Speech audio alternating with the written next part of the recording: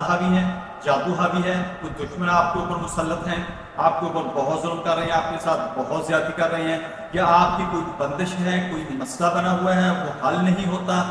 आपकी औलाद जो है वो कहने का नहीं है, बीवी कहने का नहीं है, या खामद जो है वो कहने का नहीं है, घर का ख्याल नहीं रखता, ऐसे मामला अगर आपके घर के अंदर हैं, या आपकी बहुत ही शदीद किस्म की रिश्तों की बंदिश हो चुकी है,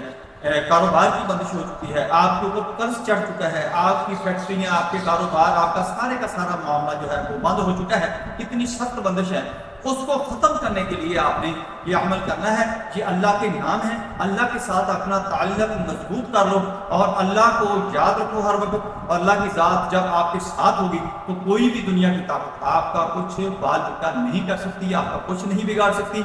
मैं 2-3 वाक़यात आपको सुनाऊंगा। एक